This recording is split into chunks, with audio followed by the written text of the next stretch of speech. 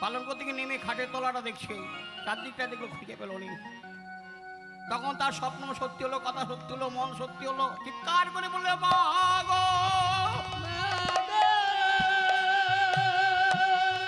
আমায় ছেড়ে আমার গৌর হরি চলে গেছে।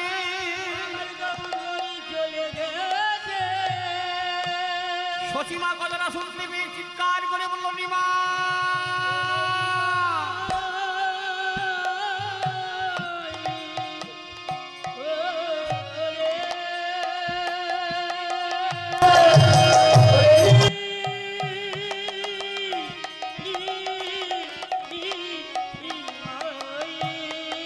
বধুমাতা বিষ্ণুপ্রিয়া শচীদেবীর চরণ জড়ি ধরল, মাগো আমার গৌরী হরি আমার ফেলে রেখে চলে গেছে। মা, ওরে পোড়ামুখী, আমি তোকে কত সজাগ করেছিলাম, তাই কিছু না ভেবে ছুটতে লাগলো নিমা।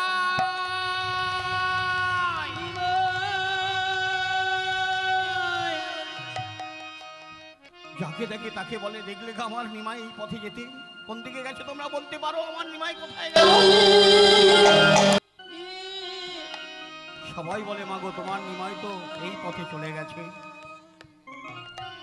তাই সচিমা মাগো সন্তান হারা হয়ে চোখের জলে বুক ভাসিয়ে অবিরাম কেঁদে বলে, কেন রে নিমা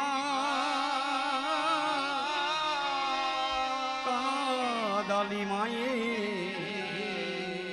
ভাসালি মায়ের নয়ন।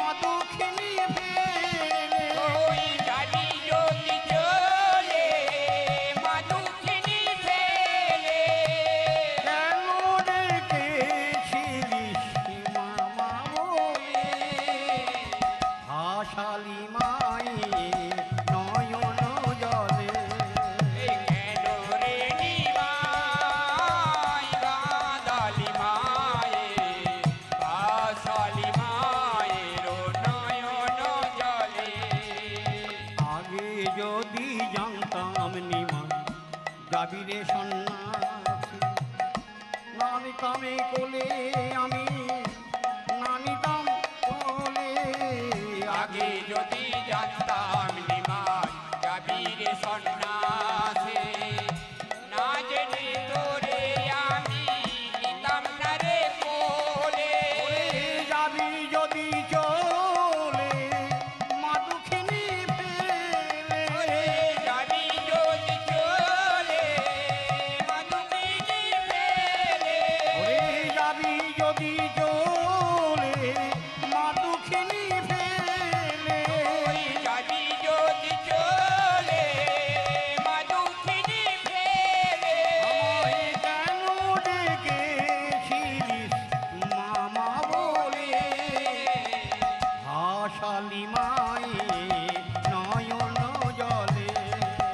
কেন রে নিমাই কাঁদালি মায়ে, ভাসালি মায়ের নয়ন জলে। মাগো, মায়ের প্রাণ কাঁদতে কাঁদতে মাগো চোখে জল গড়িয়ে গড়িয়ে গড়ায় ঘা হয়ে গেল। প্রতিদিন ভোরবেলা উঠে ডাকে সেই নিমা,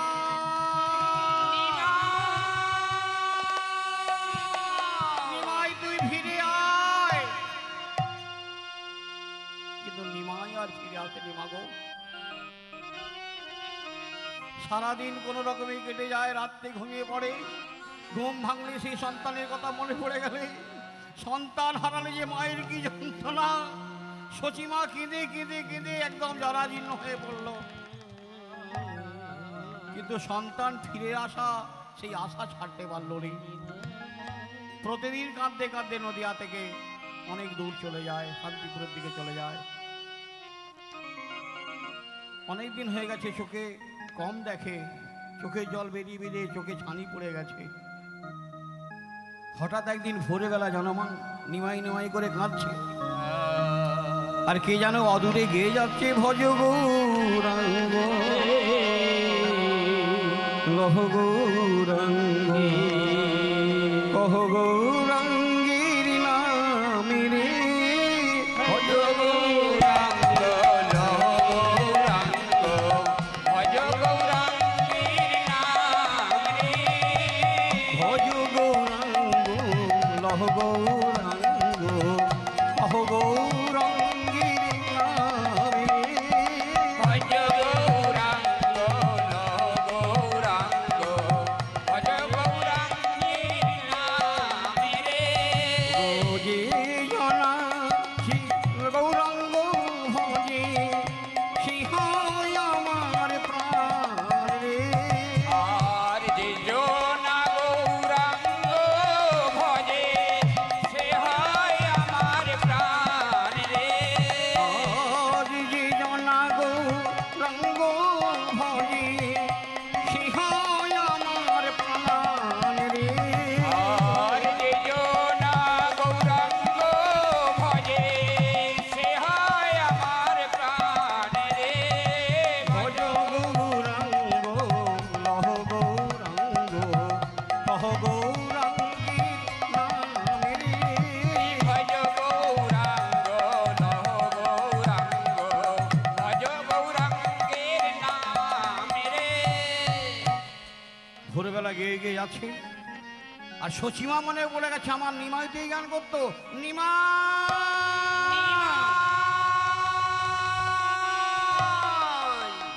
মাগো তাকে জড়িয়ে ধরেছে। নিমাই আমার আমার ছেড়ে তুই এতদিন থাকতে পারলি বাবা, আমার কথা কি তোর একবারও মনে পড়েনি? তুই যে সেই কবে চলে গেলি আমায় ছেড়ে, আজ আমার কথা মনে পড়লো। নিমাই মনে করে যাকে জড়িয়ে ধরেছে সচিমা, সে নিমাই নয়। মা, আমি তোমার নিমাই নও। কে? তুই আমার নিমাই নস? সেই গান, সেই গলা, সেই কণ্ঠস্বর, তুই যদি নিমাই নয় তাহলে তুই কি? মাগো, আমি তোমার নিমাই নয়, আমি তোমার নিতাই। নিতাই নিতাই তুই এতদিন পরে এলি বাবা, আমার নিমাই কি আর কোনোদিন আসবে না? আমার নিমাই কি আর কোনোদিন মা বলে ডাকবে না? তোমার নিমাই এসেছে মা, এসেছে। চারদিক দেখছি, কই কোথায় আমার নিমাই?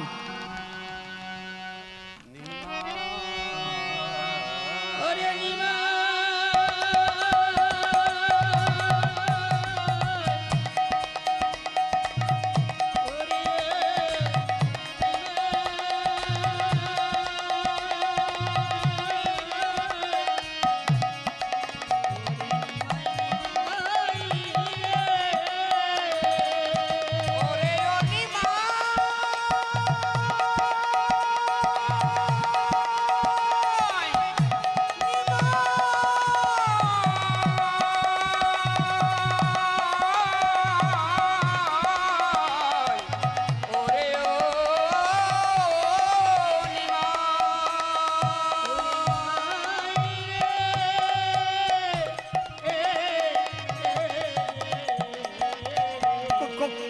কোথায় আমার নিমাই?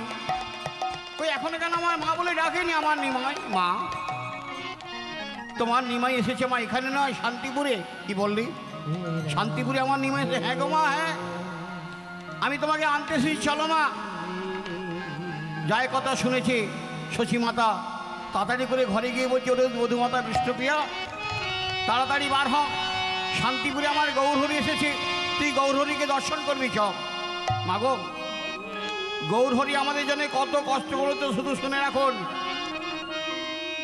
যখন বধুমাতা বৃষ্টিপ্রিয়াকে ডাকতে গেল শাশুড়ি মা শশীমাতা, যে তাড়াতাড়ি চ, তোর গৌরহরি এসেছে, তাকে দর্শন করবি, তখন তার বয়স কত জানো মা? বধূমাতা বৃষ্টিপ্রিয়ার বয়স 16 বছর, আর আমার মহাপ্রভুর বয়স তখন 24 বছর। যে বধূমাতা জানলনি সংসার কেমন, যে বধূমাতা জানলনি স্বামী কেমন, 16 বছরের যুবতী জগতের কল্যাণের জন্য 66 বছরের সচিমাতা ছেড়ে আমার মহাপ্রভু গেলেন। কত কষ্ট করেছিলেন এই জগতের জন্য, আমাদের জন্য। যখন শুনলেন বধূমাতা বিষ্ণুপ্রিয়া আমার গৌরহরি এসেছেন শান্তিপুরে, তাড়াতাড়ি করে স্নান সেরে পায়ে আলতা, কপালে সিঁদুর, আলতা পেরে শাড়ি পরে যখন এসে দাঁড়ালেন, তার গৌরহরিকে একবার চোখের জায়গা দেখবে। আমার নিত্যানন্দ মহাপ্রভু বললেন, দাঁড়ান বধূমাতা। গৌরহরি মায়ের যাওয়ার অনুমতি দিয়েছে, কিন্তু আপনার যাওয়ার কোনো অনুমতি নেই। চিন্তা করে দেখুন, একবার চোখের দেখা দেখবে আমার গৌরহরিকে বধূমাতা বৃষ্টিপ্রিয়া, সেই অনুমতি পর্যন্ত পায়নি। আছাড় খেয়ে পড়লেন ওই তুলসী বৃক্ষকে জড়িয়ে। ও গৌরহরি, আমি তোমার চরণে কি অপরাধ করেছি বলতে পারো? আমি তো তোমার কাছে কোনোদিন কিছু চাইনি, তোমাকে শুধু একবার চোখের দেখা দেখবো, এই অনুমতি শুধু তুমি আমায় দিলেনি। আগো ওই তুলসী বৃক্ষকে জড়িয়ে যখন কাঁদছে বিষ্ণুপ্রিয়া, কত শত শত হাজার হাজার ভক্ত যাচ্ছে শান্তিপুরে, গৌরহরি এসেছে তাকে দর্শন করতে। বিষ্ণুপ্রিয়াকে দেখে বলছে, ওরে বিষ্ণুপ্রিয়া, তুই ভাগ্যহীনা, তুই এত অল্প বয়সে স্বামীকে হারিয়েছিস। এই কথা শুনে বিষ্ণুপ্রিয়া ক্রোধে দাঁড়িয়ে বললেন, দাঁড়াও, আমি ভাগ্যহীন নই, আমি ভাগ্যবতী। আজ আমি একজনই তোমরা গৌরহরিকে দর্শন করতে পারছো, আমার জন্যই আমার গৌরহরি ভগবানে পেয়েছে। তবে আমি তোমাদের একটা কথা বলি, আমাকে যদি না দর্শন দেয়, ওই গৌরহরি নন্দন করে ভগবানকে পাবে না। একটা ঘরের মধ্যে প্রবেশ করেছিল মাগো বধূমাতা বিষ্ণুপ্রিয়া। কত বছর বললাম? তার বয়স 16 বছর। 86 বছর ওই ঘরের মধ্যে আবদ্ধ ছিল। তারা কত কষ্ট করেছে ওই গৌরহরি, ওই বধূমাতা বিষ্ণুপ্রিয়া। ওই 86 বছর, 16 বছর বাদ দিলে 70টা বছর ওই ঘরের মধ্যে কি কিছু হতো জানো মা? কোনো পরপুরুষের বদন দেখতো নি, একাকি থাকতো ঘরে। যত কষ্ট হতো, এক সের করে আলো ধান নিত, অঙ্গুলির দ্বারায় নখ লাগতো না, চোখের জলে মুখ ভাসাতো, আর ধানগুলো ছাড়াতো, আর বলতো, হরে কৃষ্ণ হরে কৃষ্ণ হরে কৃষ্ণ হরে কৃষ্ণ কৃষ্ণ কৃষ্ণ হরে হরে হরে হরে রাম হরে রাম হরে রাম হরে রাম রাম রাম হরে হরে হরে কৃষ্ণ হরে কৃষ্ণ কৃষ্ণ কৃষ্ণ হরে হরে হরে রাম রাম রাম হরে হরে হরে কৃষ্ণ কৃষ্ণ কৃষ্ণ হরে হরে হরে রাম রাম রাম হরে হরে হরে কৃষ্ণ কৃষ্ণ কৃষ্ণ হরে হরে হরে রাম রাম রাম হরে হরে হরে কৃষ্ণ কৃষ্ণ কৃষ্ণ হরে হরে হরে রাম রাম রাম রাম হরে হরে হরে কৃষ্ণ কৃষ্ণ কৃষ্ণ হরে হরে হরে রাম রাম রাম হরে হরে হরে কৃষ্ণ কৃষ্ণ কৃষ্ণ কৃষ্ণ হরে হরে হরে রাম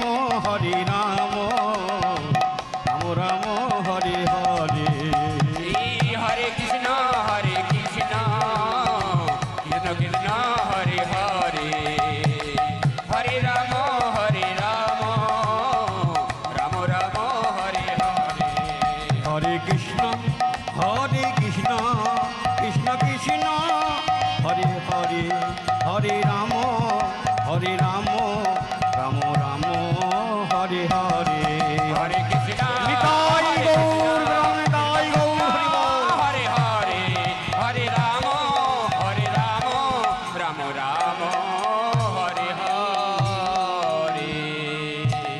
86 বছর বয়স, 16 বছর বাদ দিলে কত থাকছে? 17 আর 16, 86, তাই তো? 100 করে আলো ধান ছাড়াতো মহাপ্রভুর সেবার জন্য। নখ লাগতো না। কথাগুলো খুব গুরুত্বপূর্ণ কথা। মায়েরা তুলসী বৃক্ষ তোলেন তো, তুলসী পত্র তুলতে গেলে যদি নখ লেগে যায়, সেই তুলসী পত্রটা কৃষ্ণ সেবায় লাগবে না। এখানে প্রমাণ দিচ্ছে অঙ্গুলির দ্বারা ছাড়াতো ধানগুলো।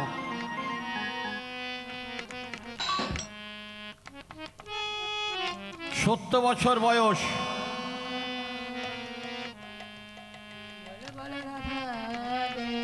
84 বছর, 84 লক্ষ জনিত ভ্রমণ করার পর এমন সুদুর্লভ মানব জন্ম পেয়েছি।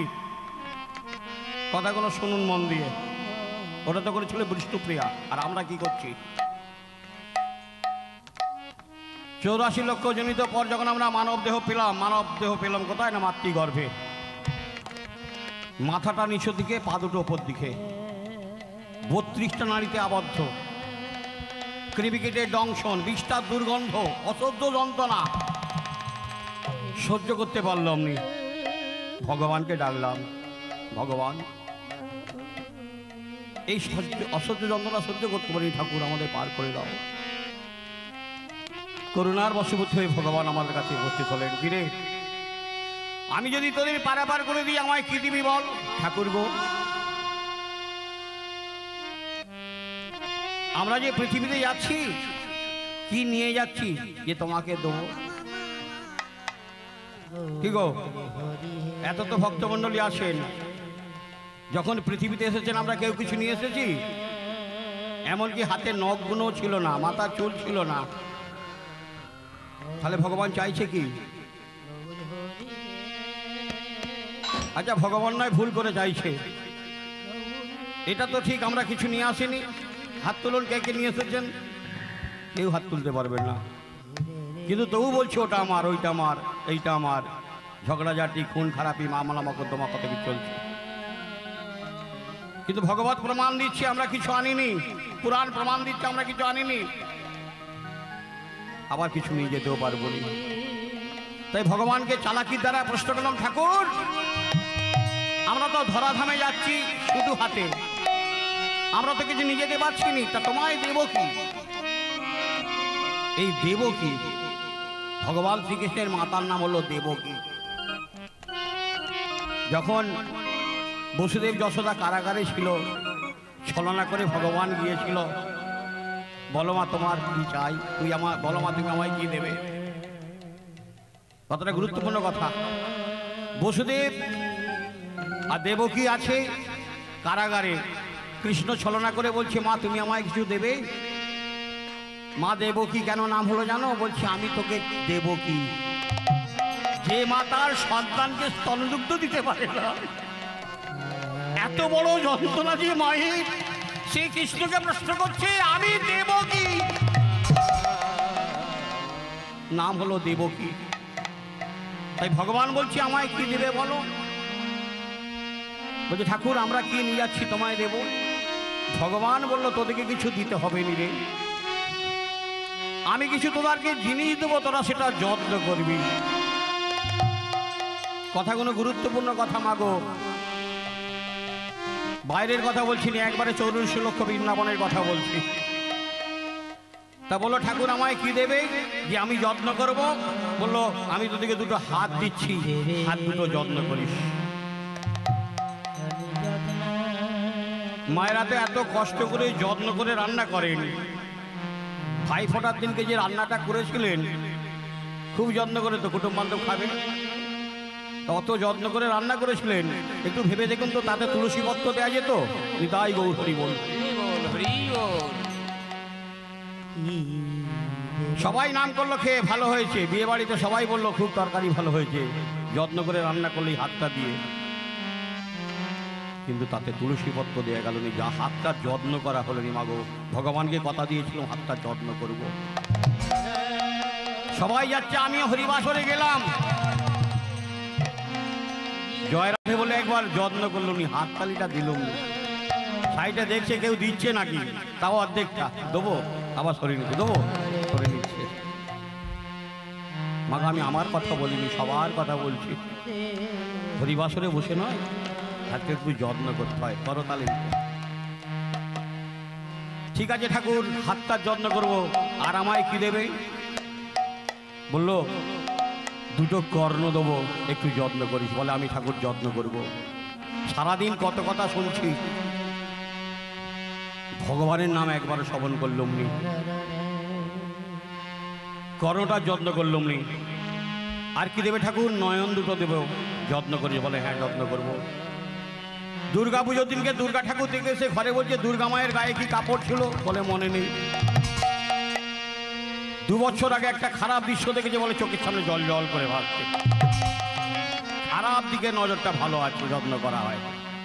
ভালো জিনিস আমরা চোখে মনে রাখতে পারিনি। দেহটা দিয়েছিল, একটু যত্ন করিস। বলে ঠাকুর যত্ন করবো। মাগো, শ্বশুর শাশুড়িকে প্রণাম করা হয়, বাবা মার পায়ে কোনোদিন মাথা ঠেকানো হয়নি। এই দেহটাকে আমরা অযত্ন করি, তাই ভগবানের দেয়া কথা রাখতে পারলাম নি। আমি অত দূরে যাচ্ছি নি মাগো। ওই 1 সের করে আলো ধান অঙ্গলির দ্বারায় ছাড়াতো, প্রসাদ তৈরি করে গৌরহরির সেবা দিয়ে শাশুড়ি মাকে দিত, আর নিজে সেবা নিত। অনেকদিন কেটে গেল। একদিন ছিল দোল পূর্ণিমা। সেদিনকে বাহিরে সবার কোলাহল দেখে সবাই আনন্দ করছে, রং খেলছে, গান করছে। ভেতরে বধূমাতা বিষ্ণুজিয়া ডাকলো পুরানো ভিত্ত, ঈশান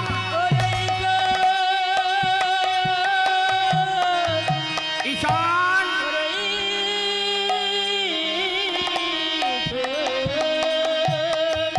70টা বছর পরপুরুষের মুখ দেখেনি। দুয়ারের বাইরে, দরজার বাইরে আছে ভিত্ত পুরানা ভক্ত ঈশান। ওপর দিকে অন্যদিকে মুখ করে বলছে বাইরে কিদের কোলাহল। সে কি বধূমাতা, তুমি জানো নি আজকে যে দোল পূর্ণিমা? সেই দোল পূর্ণিমার কথা মনে পড়ে গেল, মহাপ্রভুর কথা মনে পড়ে গেল। চিৎকার করে উঠল ঘরের মধ্যে, ওগো শত শত বজ্র, হাজার হাজার বজ্র, শত শত কোটি কোটি বজ্র আমার মাথায় পড়েছে। ধম বিকট আওয়াজ হলো, সবাই ছুটে এলো, সবাই ডাকলো বধূমাতা বিষ্ণুপ্রিয়া।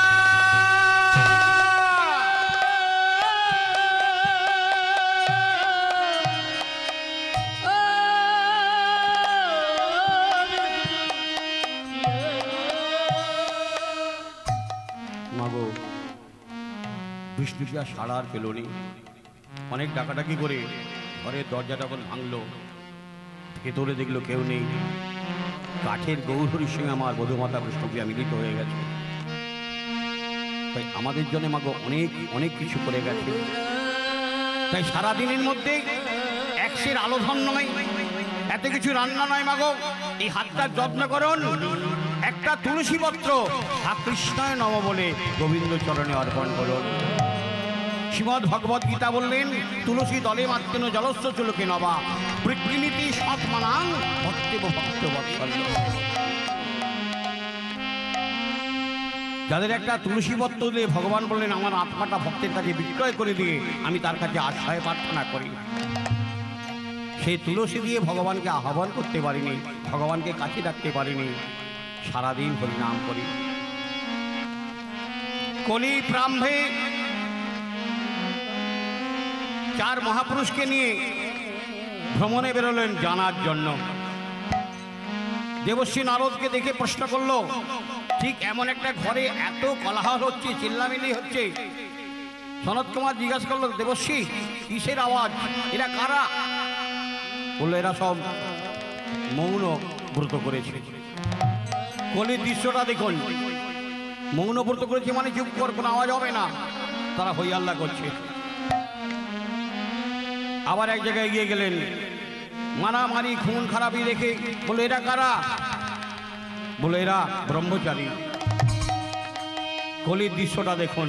আবার এক জায়গায় গিয়ে গেলেন, রাজ অট্টালিকা, সোনার সিংহাসনে বসে রাজভোগ খাচ্ছে, বলছে এটাকে? বললো সর্বত্যাগী। আবার একটু এগিয়ে গেলেন, একটার পর একটা দেখুন সব কিরম বিপরীত। রাজ অট্টালিকা, সোনার সিংহাসনে বসে রাজভোগ খাচ্ছে, সে নাকি সর্বত্যাগী। আরেকটু এগিয়ে গেলেন,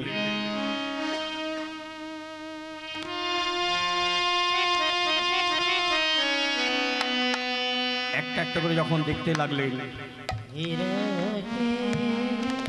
লাস্টে দেখলেন যে কলির যে দৃশ্য যখন হবে কলিযুগ অবতার, ছাড়াই বেরিয়ে ধর্মসভাকার, শিষ্যইয়া না পালবে গুরুর বচন, পিতামাতা না পালিবে পুত্র কন্যাগণ, ধর্মেতে না হবে মন, পাপে দেবে মন, অল্পজীবী হবে লোক অতুল্য। তাই আমার সময় তো আর 1 ঘন্টা, তবু একটা আলোচনার মধ্যে থাকব। আমরা যে কর্ম করি করে পার নাম কৃপা, তাই যেমন কর্ম করি ঠিক তেমন ফল পাই মাগো। তো একদিন ভগবান শ্রীকৃষ্ণকে গান্ধারী বলেছিল, কৃষ্ণ রে, তুই যদি না পঞ্চপাণ্ডবের সঙ্গ নিতিস তাহলে আমার শতপুত্র মারা যেত না, ওদের সঙ্গ নিলে আমার 1 শতপুত্র মারা গেল। ভগবান বলতে চাইল, মাগো তোমার সন্তান কি করে মারা গেছে আমি জানি না। বলে, তুই জানিস নি? তুই তো ওদের সঙ্গে ছিলি। তাই বোঝাবার জন্যে একদিন লীলা শুরু করলেন লীলা পুরুষোত্তম শ্রীকৃষ্ণ। একটি ব্রাহ্মণ রূপ ধারণ করলেন, একটি কুমণ্ডল হাতে নিয়ে চলেছে। হরি মুরারি মধু গৈত ভারি, গোপাল গোবিন্দ মুকুন্দ সরে। হরে মুরারি মধু গৈত ভারি, গোপাল গোবিন্দ মুকুন্দ সবরে।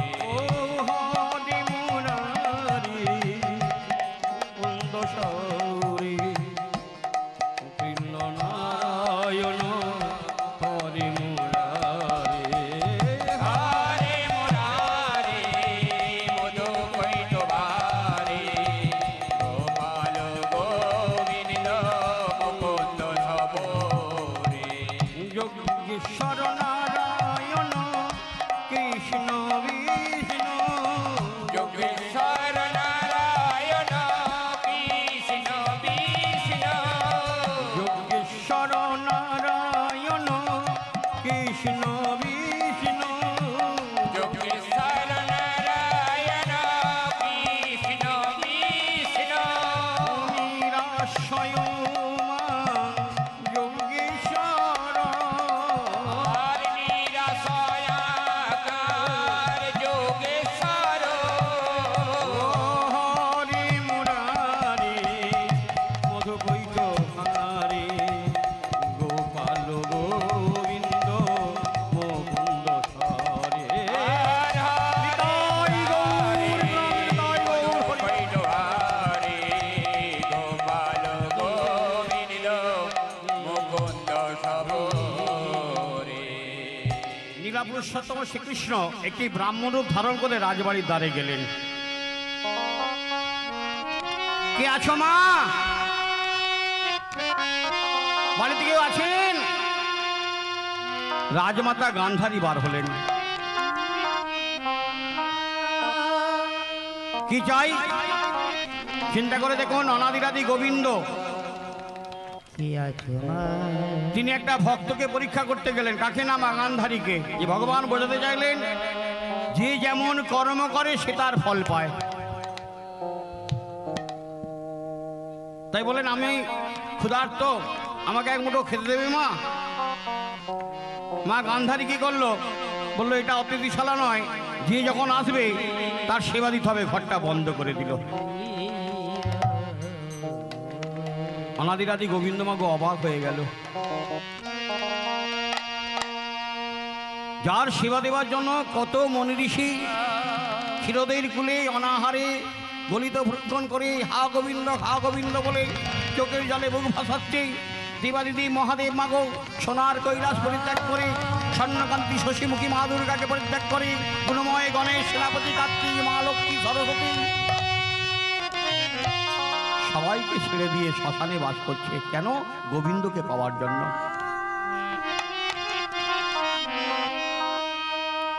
সেই অনাদিরাদি 1 মুঠো খেতে চাইলো, সেবা চাইলো, তাকে ফিরিয়ে দিল। কেন জানো মা?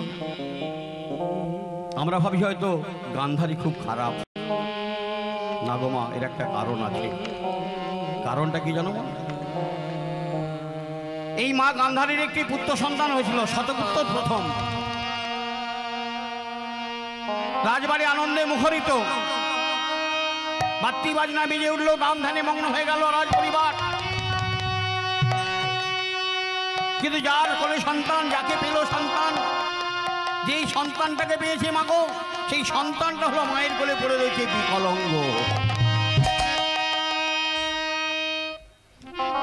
সেই বিকলঙ্গ সন্তানটাকে কোলে করে মা গান্ধারী কাঁদছে।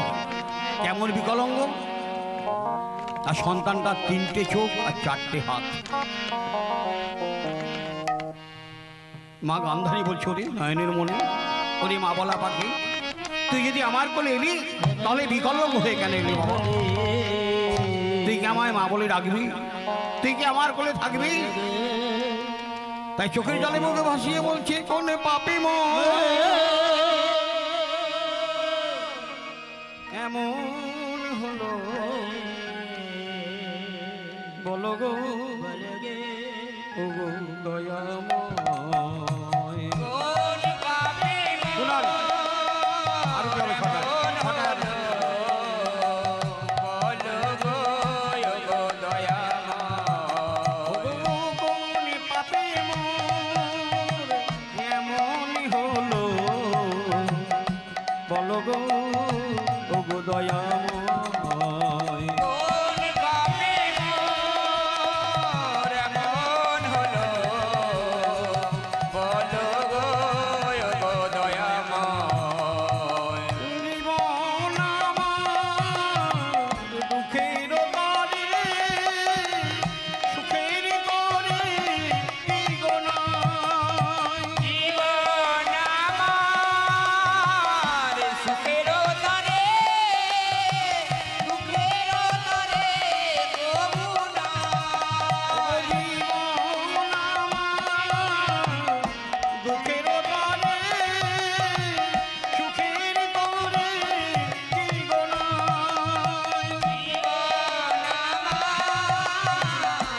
জীবন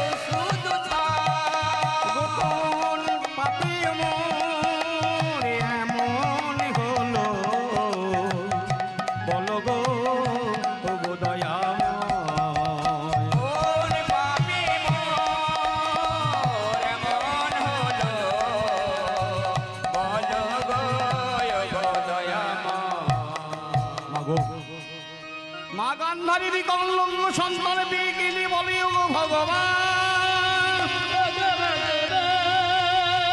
তুমি বলতে পারো আমার কোন পাপের কোন কর্মের ফল? মাগো, ভগবান এইখানে একটা পথ দেখিয়ে গেছে। কোনো বাবু, কোনো মা, কোনো ভক্ত, কোনো ব্যক্তি যদি এক বিন্দু চোখের জল গোবিন্দ চরণে অর্পণ করতে পারে, শ্রীমদ্ ভগবদ্ গীতায় বললেন, যে জাতাম মাহং প্রবর্তন্তাং তাতেই ভজম মাহম মম বর্তনে বর্তন্তে মনুষ্য পার্থ সর্বস্ব। একদম বাংলায় বলছি, আপনারা ভগবানকে যেমন ভাবে ভজনা করবে ঠিক সেইভাবে আপনাদের মনস্কামনা পূর্ণ করবে। এটা আমার কথা নয়। ঠিক ভগবানকে চেয়ে পেয়েছিল কেমন একটা ঘটনা বলে দেখুন। বৃন্দাবনে এক মারোয়ারি জমিদার ছিল। বিষয় সম্পত্তি, কারবার কার্য তার কোনো অভাব ছিল না, ঘর বাড়ি সবই ছিল। যেটা না থাকলে কষ্ট হয় সেটাও ছিল কি না সন্তান। একটা নয়, দুটো নয়, তিনটে তার পুত্র সন্তান ছিল। তবু তার একটা দুঃখ ছিল, কারণ ভগবান বললেন, আমি সব অযাচিত ভাবে কাউকে দিইনি। সব যদি দান করে দিই তাহলে সে আমার কথা আর মনে রাখবে না। তাই ওই মারোয়ারি জমিদারের দুঃখ কি ছিল জানো মা? বন্ধু বান্ধব আত্মীয় স্বজন সবাইকে ধরে কাঁদতো আর বলতো, জানিস ভগবান আমাকে সব দিয়েছে, আমার একটা মেয়ে নেই রে। এক আশ্চর্য কথা। টাকা পয়সার জন্য দুঃখ করে, বিষয় সম্পত্তি না থাকলে দুঃখ হয়। পুত্র সন্তান না থাকলে দুঃখ হয়, কষ্ট হয়। কিন্তু একটা নয়, তিনটে সন্তান, তিনটে বৌমা, টাকা পয়সা জমিদারি তার কোনো অভাব নেই। তার শুধু দুঃখ ছিল একটাই, তার মেয়ে কন্যা ছিল। তাই সবাইকে জড়িয়ে ধরে কাঁদে যে আমার যদি একটা মেয়ে থাকতো। বিধির বিযোগে মাগো, তার বাড়িতে একটা সাধু এসে উপস্থিত হয়েছে।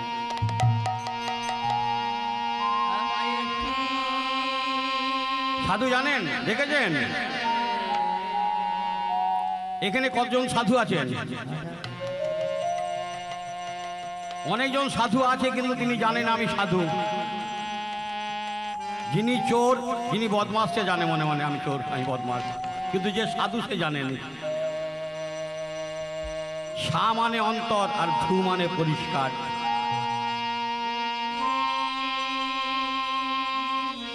সাধু কথার অর্থ সা মানে অন্তর, ধু মানে পরিষ্কার। প্রমাণ দিচ্ছেন সাধু কেমন? একটা গাছে যখন ফল হয়ে থাকে, আরতি হচ্ছে, একটুখানি ভজন হয়ে যাক। আরতি করে ব্রজ মাইয়া কানাইয়া রে, আরতি করে ব্রজ মাইয়া, আরতি করে ব্রজ মাইয়া কানাইয়া রে, আরতি করে ব্রজ মাইয়া, আরতি করে ব্রজ মাইয়া কানাইয়া রে, আরতি করে ব্রজ মাইয়া, আরতি করে ব্রজ মাইয়া কানাইয়া রে, আরতি করে ব্রজ মাইয়া। পঞ্চপ্রদীপ করে ধরি, আরতি করে নর হরি। হরি বল। করে হরি, আরতি করে নর হরি। দেখো পঞ্চপ্রদীপ করে ধরি, আরতি করে নর হরি। পঞ্চপতি করে হরি, আরতি করে নর হরি। আমি যাই আরতি বলিহারি, আর যাই আরতি বলিহারি, আরতি করে নর হরি। আরতি করে নর হরি। এমন ভক্তগণ সঙ্গে করি, আর ভক্তগণ সঙ্গে করি, আমাদের মাঝখানেতে গৌর হরি। আর বন্ধনেতে গৌর হরি। আরতি করে ব্রজ মাইয়া কানাইয়া রে, আরতি করে ব্রজ মাইয়া। আরতি করে ব্রজ মাইয়া কানাইয়া রে, আরতি করে ব্রজ মাইয়া। সাজে ঘন্টার তালে তালে, আরতি করে হেলে দুলে। হরি বল। মাঝ ঘন্টার তালে তালে, আরতি করে হেলে দুলে। সাজে ঘন্টার তালে তালে, আরতি করে হেলে দুলে। মাঝ ঘন্টার তালে তালে,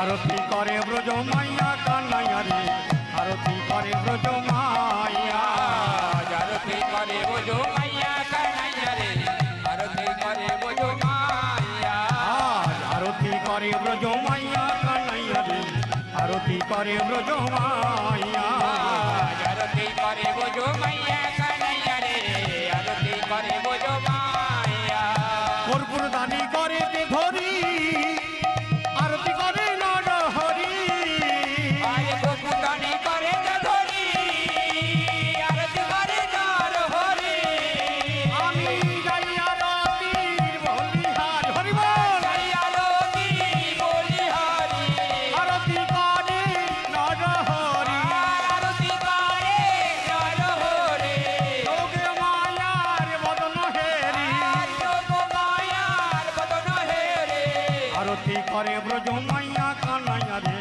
আরতি করে ব্রজ মাইয়া আরতি করে বোঝো মাইয়া কানাইয়া রে আরতি করে বোঝো মাইয়া আরতি করে ব্রজ মাইয়া কানাইয়া রে আরতি করে ব্রজ মাইয়া আরতি করে বোঝো মাইয়া কানাইয়া রে আরতি করে বোঝো মাইয়া সুগন্ধিত করে তে ধরি আরতি করে নর হরি আজ সুগন্ধিত করে ধরি আরতি করে নর হরি আমি যাই আরতি বলিহারি আর যাই আরতি বলি হরি আরতি করে নর হরি আজ আরতি করে নর হরি পঞ্চতত্ত্বের বদন হেরি আর পঞ্চতত্ত্বের বদন হেরে আরতি করে ব্রজ মাইয়া কানাইয়া রে আরতি করে ব্রজ মাইয়া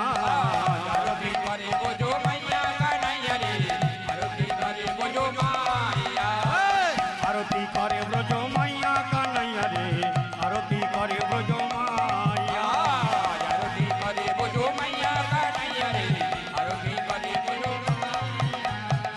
আরতি করে ব্রজ মাইয়া কানাইয়া রে আরতি করে ব্রজ মাইয়া আরতি করে বোঝো মাইয়া কানাইয়া রে আরতি করে বোঝো মাইয়া পানি শঙ্খ করে তে ধরি আরতি করে নর হরি এই পানি সঙ্গ করে ধরি আরতি করে নর হরি আমি যাই আরতি বলিহারি এই আরতি বলি হরি আরতি করে নর হরি আরতি করে নর হরি আরতি করে ব্রজ মাইয়া কানাইয়া রে আরতি করে ব্রজ মাইয়া আরতি করে বোঝো মাইয়া কানাইয়া রে আরতি করে বোঝো মাইয়া আরতি করে ব্রজ মাইয়া কানাইয়া রে আরতি করে ব্রজ মাইয়া আরতি করে বোঝো মাইয়া কানাইয়া রে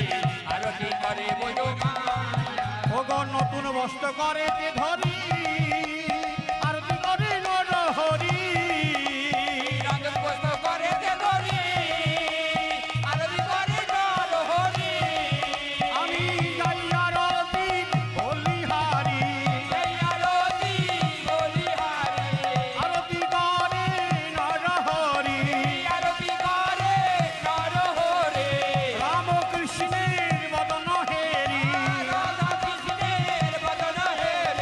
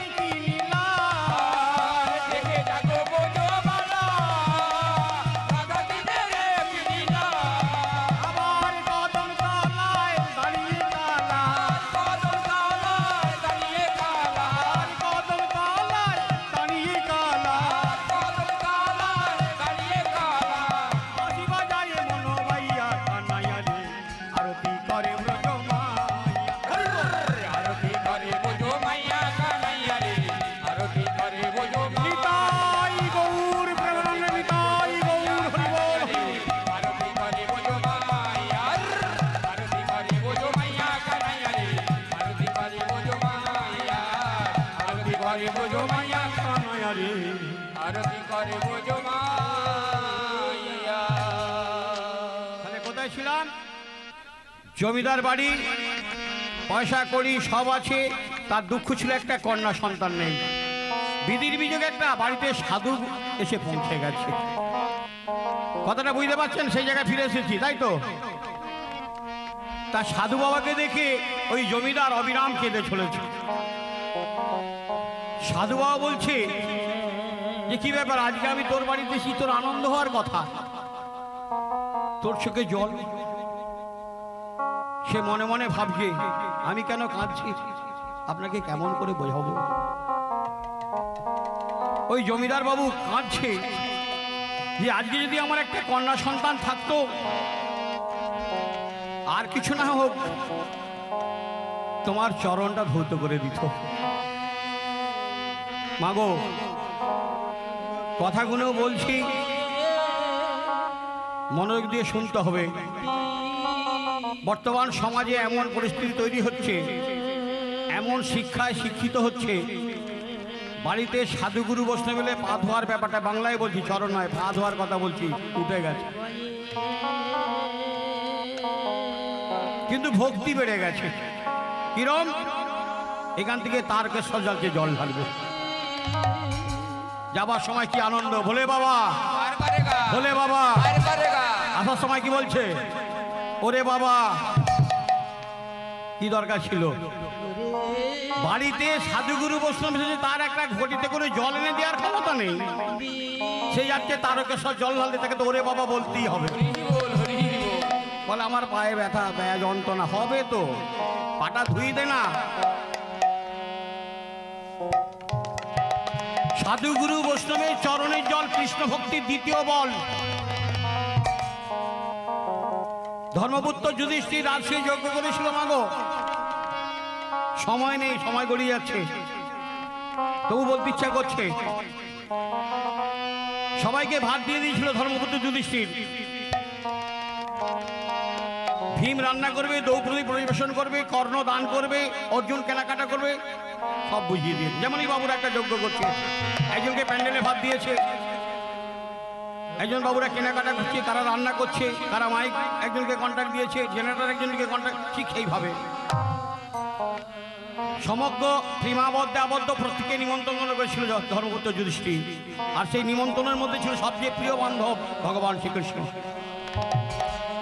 ধর্মপুত্র যুধিষ্ঠির যখন যজ্ঞাসনে গ্রহণ করতে যাচ্ছে, বন্ধু আমি আসছি, বসছি, বলে দাঁড়াও। ভগবান কৃষ্ণ প্রশ্ন করলো, তুমি যে যজ্ঞের আসনে বসে যাচ্ছ, কে কাজ গর্ব করে দেখা সব বুঝিয়ে দিয়েছে? বলে সব বুঝিয়ে দিয়েছে।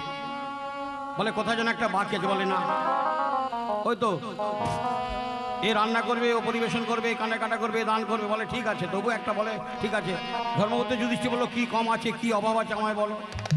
ধর্মপুত্র যুধিষ্ঠিরকে ভগবান শ্রীকৃষ্ণ বললেন, কথাটা মন দিয়ে শুনুন। ভগবান শ্রীকৃষ্ণ বললেন, বন্ধুবর তুমি সব ব্যবস্থা করেছো, এত বড় একটা যজ্ঞে তোমার বাড়িতে গিয়ে কত সাধুগুরু বৈষ্ণব আসবে, সবার সব কাজ মিটিয়ে দিয়েছো, কিন্তু তাদের চরণ ধূর্ত করার কাজটা এখন কেউ নেয়নি, ওটা আমি নিচ্ছি। ভগবান এক ঢিলে দুই পাখি মারলো। কথাটা মনোযোগ দিয়ে শ্রবণ করুন।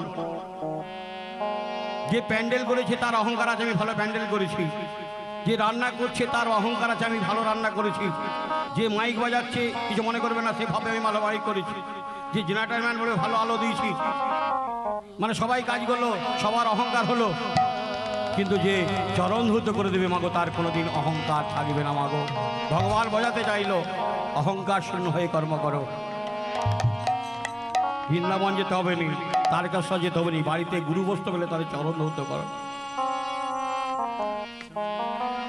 কাঁদতে কাঁদতে মনে মনে চিন্তা করছি, আমার যে কষ্ট, আমার যে দুঃখ, আমার যে কন্যা নেই, একমাত্র সাধুগুরু বৈষ্ণবই তার সমাধান করতে পারে।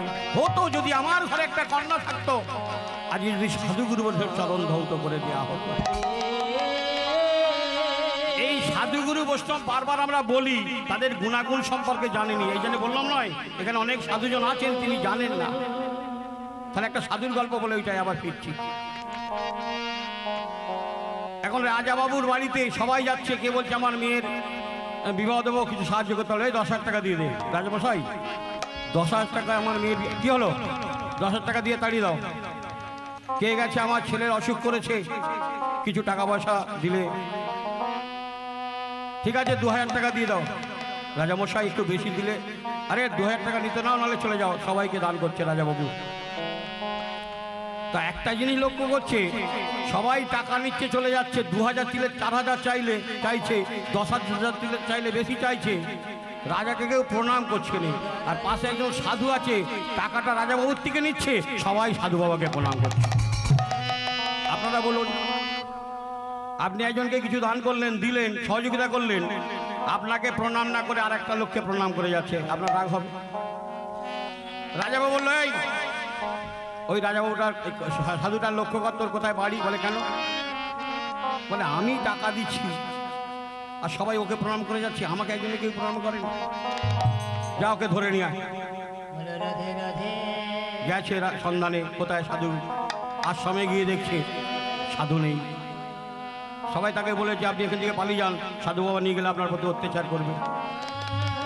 সাধু নেই আশ্রমে। প্রহরীরা এসে বললেন, মহারাজ সাধু বাবা তোকে কই পাচ্ছিনি। বলে ওর ঘরদর ভেঙে গুঁড়িয়ে দাও, ওকে এখানে রাখা যাবে না। সবাই মিলে ঘরদর গুঁড়িয়ে দিল। যাও যেখান থেকে পারো ওই সাধু বাবাকে ধরে আনো। সাধু বাবার অন্বেষণে বেরিয়ে গেল, কোথাও তাকে পেলনি। 2 দিন 4 দিন 6 দিন 1 হপ্তাহ কেটে গেল, বললো কোথাও পাওয়া যায়নি। শোনো, ওই সাধু বাবা যদি আমার রাজ্যে থাকে, যেখানেই থাকে, যে অবস্থা থাকে, কেউ যদি তাকে ধরে নিয়ে নিতে পারে, তাকে আমি 1 লাখ টাকা পুরস্কার ঘোষণা করলাম। সবাই সাধুর কাছে গোপনে গেলেন। সাধু বাবা শুনেছেন মহারাজ আপনার মৃত্যুদণ্ড দিয়েছে। না না, এতে আমার কোনো দুঃখ নেই সাধু, আমরা সেটা বলছি না। আপনি এক কাজ করুন না, কোথাও আত্মগোপন হয়ে যান না। আপনাকে নিয়ে গিয়ে অপমান করবে, হয়তো আপনাকে শিরচ্ছেদ করতে পারে। সবাই ভক্তরা যখন বলল, সাধু বাবা গিয়ে একটু আত্মগোপন করল। বেশ কিছুদিন হয়ে গেল। হঠাৎ একদিন এক কন্যাগ্রস্ত বিবাহ দিতে পারেনি একজন ব্যক্তি খুঁজে খুঁজে খুঁজে খুঁজে সেই সাধু বাবার কাছে গেছে। সাধু বাবাকে প্রণাম করে বলছে, সাধু বাবা আমি বড় বিপদগ্রস্ত। না কেন? সাধু বাবা আমি আমার মেয়ের বিয়ে দিতে পারছি না, আপনাকে ব্যবস্থা করতে হবে। সে কি? আমি তো নেকড়িদারি সাধু, তোমার মেয়ের বিয়েতে কি দেবো আমি? বলে একমাত্র আপনিই পারবেন। না না, তুমি এটা ভাবছো কি করে? আমি গভীর জঙ্গলে থাকি, আর আমার বেশভূষা নেই, আমার কোনো চালচুলো নেই, আমার কোনো অর্থকড়ি নেই, তুমি আমার কাছে এলে কেন? রাজাবাবুর কাছে বলে না। এই সমস্যার সমাধান একমাত্র সাধুগুরুর অবশ্যই করতে পারে, আপনি একমাত্র পারবেন আমার মেয়ের বিয়ের ব্যবস্থা করতে। বলে কি বলছো? আমি কি করে তোমার মেয়ের বিয়ে দেবো? আমার কোনো পয়সা করি কিছু পানা করি নেই। সাধু বাবা একটা কথা বলবো নাকি? না, শুনেছি আপনাকে যদি আপনার সম্পর্কে যদি কেউ সন্ধান দেয় রাজাবাবুর কাছে, রাজাবাবু নাকি তাকে 1 লাখ টাকা দেবে। তুমি ঠিকই শুনেছ। তাই সাধু বাবা আপনি যদি আমার একটু উপকার করেন, তাহলে আমার মেয়ের বিয়েটা হয়ে যায়। নির্দ্বিধায় ওই সাধু বাবা কন্যাগ্রস্ত পিতাকে বলল, চলো। 1 বছর পর গেছে, চুল দাঁড়িয়ে পেকে গেছে। মহারাজের জয় হোক। মহারাজ কি ব্যাপার? একটা কথা জিজ্ঞাসা করছিলাম। সাধু বাবা বলছে, কি ব্যাপার? আপনি একটা ঘোষণা করেছিলেন বছরখানেক আগে, ওই নেংটিদারি সাধুর যদি কেউ সন্ধান দিতে পারে তাকে আপনি 1 লাখ টাকা দেবেন। ওই আইনটা কি এখনো চালু আছে? বলে হ্যাঁ। এখন কেন? সারা জীবন থাকবে, ধরে আনতে পারলেই 1 লাখ টাকা। সাধু বাবা 1 লাখ টাকা বার করুন। বলে আগে ধরে আনো। আমি যদি ধরে আনি আপনি 1 লাখ টাকা দেবেন তো? বলে হ্যাঁ, আমি কথা দিয়েছি যখন 1 লাখ টাকা দেবো, ধরে আনো। সাধু বাবা বলে, মহারাজ এনাকে 1 লাখ টাকা দিয়ে দিন, আমি সেই সাধু। মহারাজ অবাক হয়ে দেখতে লাগলেন এবং তার চরণ দুটো জড়িয়ে ধরে বললেন, এতদিনে বুঝতে পারলাম কেন সবাই আপনাকে প্রণাম করে। নিতাই গৌর হরি বল। হরি বল, হরি বল। যে নিজের জীবনটা, তার জীবনটা প্রাণটা দিয়ে দিচ্ছে একটা মেয়ে, গরিবের লোকের মেয়ের বিয়ে হবে বলে। সাধু বাবা, এই সাধু বাবার কর্ম থেকে রাজামশাই বললেন, এতদিনে বুঝতে পারলাম আপনাকে কেন সবাই প্রণাম করে। এই 1 লাখ টাকা দিয়ে দাও, আর আপনি দয়া করে আমার রাজ্য থেকে কোথাও যাবেন না। যে কটা দিন বাঁচব যেন আপনার চরণ সেবা করতে পারি, দিনে একবার আপনাকে প্রণাম করতে পারি। মাগো, কর্ম করে পার নাম কৃপা। তাই ওই জমিদার যখন দুঃখ প্রকাশ করলো যে সাধু বাবা, আমার কোনো দুঃখ নেই, ছেলে বৌমা নাতি নাতনি সব আছে, কিন্তু আমার একটা কন্যা নেই। ঠিক আছে ঠিক আছে, তুই বেটা যখন দুঃখ করছিস আমি তোকে একটা মেয়ে দিয়ে যাব। এই কথা শুনে মগো ওই মারোয়ারি জমিদারের আনন্দ ধরেনি। একবারে তার সেবা যত্ন নিয়ে তাকে যতটা পারে দক্ষিণে দিয়ে সাধু বাবা চলে গেলেন। অপেক্ষায় রইলেন, কবে ওই সাধু বাবা আমাকে একটা কন্যা সন্তান দিয়ে যাবে, কবে আমাকে একটা মেয়ে দিয়ে যাবে। বেশ কিছুদিন চলে গেল। হঠাৎ একদিন সাধু বাবার আগমন। সাধু বাবাকে দেখে মাগো ওই জমিদারের আনন্দ ধরেনি। কেন? তার যেটা ছিল নি সাধু বাবা সেটাই দিতে এসেছে। তার চরণ ধৌত করে দিয়ে, জল সেবা দিয়ে শুধু চারদিকটা দেখছে। সাধু বাবা যে এলো, তাহলে মেয়ে দেবে বলছিল, মেয়েটা সেবা টেবা দিয়ে বলছে, সাধু বাবা আপনি যে বলেছিলেন আমাকে একটা কন্যা সন্তান, বলে হ্যাঁ দিচ্ছি দিচ্ছি, অত তাড়াতাড়ি করছিস কেন, আয় সেটা আয়। ওই সাধু বাবা কি করলো জানো মা? তার ব্যাগ থেকে একটা রাধারানীর ফটো বার করলো। রাধারানীর ফটোটা ওই জমিদারের হাতে দিয়ে বলল, রে একে তুই মেয়ের মতো ভালোবাসবি, এই তোর মেয়ে হয়ে কথা শুনবে। বিশ্বাসে মিলায় কৃষ্ণ। হাসতে হাসতে সেই ফটোটাকে বরণ করে নিলেন এবং ঘরে সাজিয়ে রাখলেন। বৃন্দাবনে আমরা যেমন ছেলে মেয়েদের আদর করে বলি খোকা খুকি মানা সোনা, বৃন্দাবনের আদরের নাম হলো লাডলি। তো ওই জমিদার মাকে যখন কোথায় যায় ওই রাধারানীর ফটোটাকে বলে যায়, লাডলি রে মা আমি আসছি, দুষ্টুমি করিস নি। একবারে মেয়ের মতো তাকে ভালোবেসে ফেলেছে। কোথায় গেলে লাডলিকে বলে যায়, মেয়েকে বলে যায়। কোথায় থেকে এলে বলে, কই রে মা লাডলি কোথায় আছিস, দুষ্টুমি করে নিস তো। কেমন ভালোবাসা দেখুন। ভগবানকে পাওয়া যায় মাগো ঘটে আর পটে। বেশ কিছুদিন অতিবাহিত হয়ে গেল। বৃন্দাবনের নীতি আছে, জমিদার বাড়ি তো প্রতি মাসে মাসে ওই বৌমায়েরা সব চুরি পরে। 1 মাস হয়ে গেলে আবার পাল্টে যায়। সেই পুরনো চুড়িগুলো ফেলে দিয়ে আবার নতুন চুড়িওয়ালারা পরে দিয়ে যায়। 1 মাস হয়ে গেছে। বৃন্দাবনের আদেশ নীতি অনুসারে ওই ফেরিওয়ালা মানে চুড়িওয়ালা প্রতি মাসের শেষে ওই চুড়ি পরিয়ে চলে যায়। সকালের দিকে আবার চুড়ি বিক্রি করে আস্তে আস্তে সব পয়সা তোলে। একদিন এখন ওই জমিদার বাড়িতে এসে ওই চুড়িওয়ালা 3টে বৌমাকে চুড়ি পরিয়ে দিয়েছে। 3টে বৌমাকে চুড়ি পরিয়ে দেওয়ার পর যখন ব্যাগটা গুছোতে যাচ্ছে, হঠাৎ একটা মেয়ে ঘোমটা দিয়ে সে হাতটা বাড়িয়ে বলল, আমায় চুড়ি পরিয়ে দিয়ে। জমিদার বাবু মনে মনে চিন্তা করছি, না তো 3টে ছেলে 3টে বৌমা, আর তো কেউ বাড়িতে মেয়ে নেই, আমি তো 3জনকেই চুড়ি পরিয়ে দিলাম। ও হয়তো কোনো আত্মীয় বা পাড়া প্রতিবেশী বাড়িতে আসতে পারে, ঠিক আছে। চুড়িটা বার করে যখন ওই মেয়েটার হাতটা ধরলো চুড়িওয়ালা মাগো, হাতটা চমকে গেল, শরীরটা চমকে গেল, সুগন্ধে ভেসে উঠলো। এ কি দেখছি, কি ব্যাপার, আমার কিছু মনে পড়ছে নেই। মনের আনন্দে মাগো তাকে চুড়ি পরিয়ে দিলেন। চুড়ি পরিয়ে দিয়ে চলে গেলেন। আবার বিকেল বেলায় আসার সময় পয়সা যাইতে, জমিদার বাবু আমার চুড়ির পয়সা, এসো এসো এসো। প্রতি মাসে 3টে বৌমা চুরি পড়ে, 3টে বৌমার টাকা দেয়।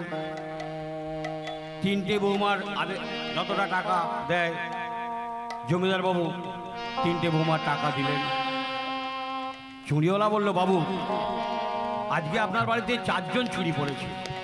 এ কি বলছো?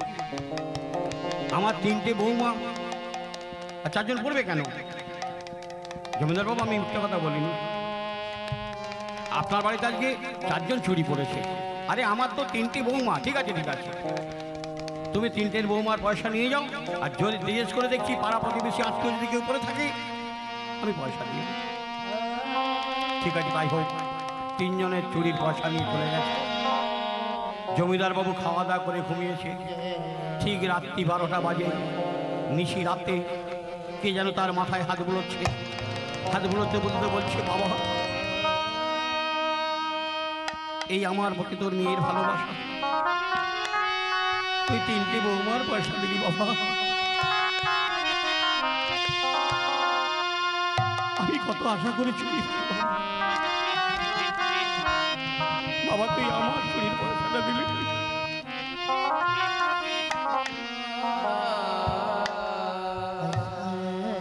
আচমকা সুবিধারের ঘুম ভেঙে গেল। কে তুই? দাঁড়া, তুই কি আমার সেই লাডলি?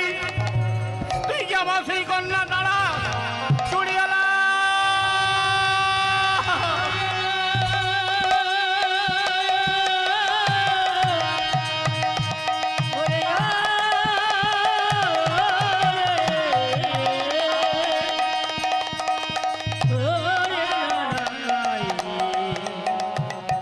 চুরিওয়ালার বাড়ির সামনে গিয়ে যখন জমিদার বাবু ডেকেছে, চুরিওয়ালা ভয়ে থরথর করছে। বাবু আমি তো আপনাকে পয়সা চাইনি, আমি মিথ্যা কথা বলিনি।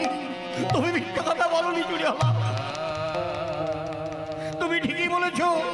আমার একটা মেয়ে আছে, সে চুরি করেছে। আমার ভুল হয়ে গেছে চুরিওয়ালা, আমার এরকম ভুল আর কোনোদিন হবে না। যে যতম মহং প্রদ্যন্ত তং তदैव ভজমহং মম বর্তন বর্তন মনুষ্য বর্ত সর্বস্ব। আমরা ভগবানের কাছে যেমন ভাবে চাই ঠিক তেমন ভাবে পাই, চাওয়ার যেন ভুল না হয়। ডাকার মতো ডাকতে যদি আসি পারিস, আসবি তার এমন সাধ্য নেই মাগো। শুধু চেয়েই গেলাম, ভগবানকে দিতে পারলাম নেই। এসেছি তো আমরা কিছু না নিয়ে, তবু কেন এত আশা? অনেক জায়গায় 2 মাস 3 মাস ধরে বলছি মাগরিতে হরিনাম হবে, সব যাবেন। অনেকেই বলল চেষ্টা করব, এই বলল চাষের সময় মাগো। সারা জীবন চাষ করা যাবে, সারা জীবন সময় পাওয়া যাবে, এমন মধুময় বৃন্দাবন হয়তো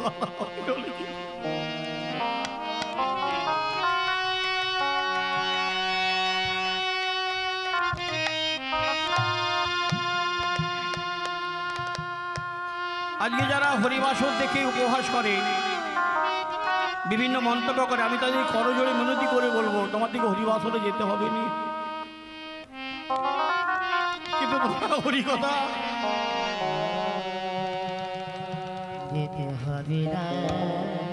হরিনাম সম্পর্কে কোনো কুমন্তব্য করুনি। আজকে যারা হরিনামকে পছন্দ করেন, হরিবাসরে আসতে চায়নি, আমার মনে হয় একদিন এমন সময় আসবে তারাই হরিবাসরে আসার জন্য ব্যাকুলিত হয়ে যাবে, অঙ্গ প্রত্যঙ্গ বিকল হয়ে যাবে, হরিবাসরে আসতে পারবে না মাগো। তখন ওই বিছানায় শুয়ে শুয়ে তাদের আহুতাস করতে হবে। নিতাই গৌর হরি বল। হরে নামই হরের নামই হরের নামই কেবলং কল নাস্তেভ্য নাস্তেভ্য নাস্তেভ্য গতি, অন্যথায় গতি নাই, গতি নাই, গতি নাই। সেটা বুঝবে কবে? বুঝেছিল একজনকে, জগৎ শেঠ। সামান্য ঠান্ডার ভয়ে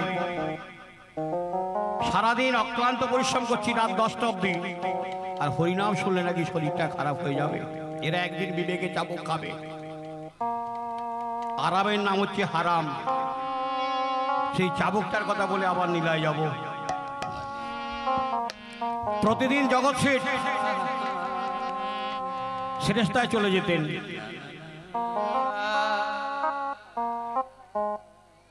যার সোনার তালগাছ আছে বৃন্দাবনে, যখন সেরেস্তায় চলে যেতেন তার একটা দাসী ছিল, তার নাম শেফালি।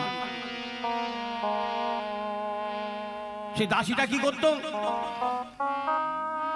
জমিদার বাবু সেরেস্তায় চলে গেলে তার ঘরটা পরিষ্কার করে পালঙ্কটা ঝাড়ু দিত। তাই শেফালি দেখলো জমিদার বাবু চলে গেছে সেরেস্তায়,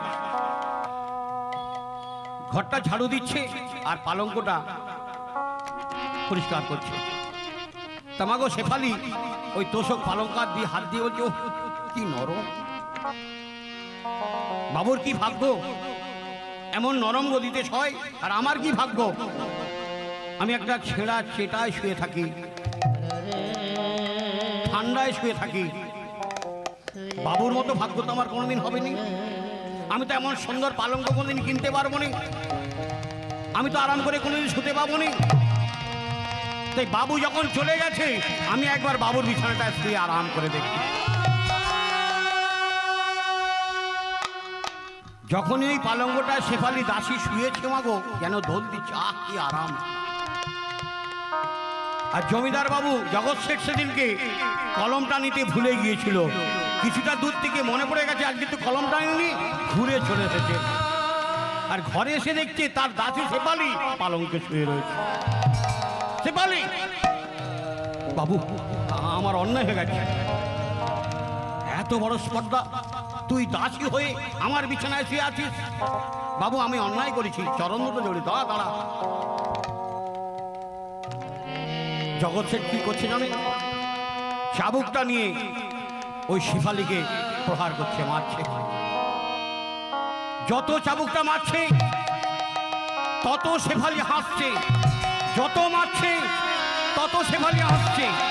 মেরে মেরে মেরে জমিদার বাবু ক্লান্ত হয়ে পড়লেন, চাবুকটা ছুঁড়ে ফেলে দিয়ে রেগে গেলেন, ঘাম মুছছে। শেফালি, বাবু তোকে আমি এত করে মারছি, তোকে লাগেনি? যখন মারছিল তখন হাসছিল, অট্ট হাসি হাসছিল, আর যখন বললো এত মারছি তোকে লাগেনি তখন জোরহাত করে কাঁদছে। বাবু গো,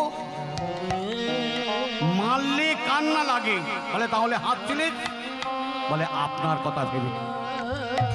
আমার কথা ভেবে? বলে হ্যাঁ। বলে কেমন? না বাবু, আমি শুধু আপনার কথা ভাবছি যে ওই বিছানাটায় আমি একবার শুয়েছি, আমাকে এতগুলো চাবুক খেতে হলো, আপনি সারা জীবন ওই বিছানাটা শুচ্ছেন, ভগবান আপনার জন্য কত চাবুক তুলে রেখেছে। জগৎ শেঠ কেমন হয়ে গেল, শেফালি রে আমি তোকে কটা চাবুক মেরেছি গুনে রাখিনি, কিন্তু তুই আমাকে একটা বিবেকের চাবুক মেরে আমার জীবনটা বদলে দিলি। আজ থেকে তুই আমার গুরু। এই যে পরের বিছানায় আরাম করে শুচ্ছি, আবার বলছি আমরা যখন এসেছি এখানে কেউ নিয়ে আসেনি, যার সেবা দেবার জন্য পৃথিবীতে এসেছি, যার জন্য চোখের জল দেওয়ার জন্য এসেছি, তাকে চোখের জল দেওয়ার জন্য এসেছি, যার সেবা দেওয়ার জন্য এসেছি, তার সেবা না দিয়ে, তার জন্য না কেঁদে, কেবলমাত্র আত্ম ইন্দ্র প্রীতি বাঞ্ছা, আমার আত্মার সুখের জন্য,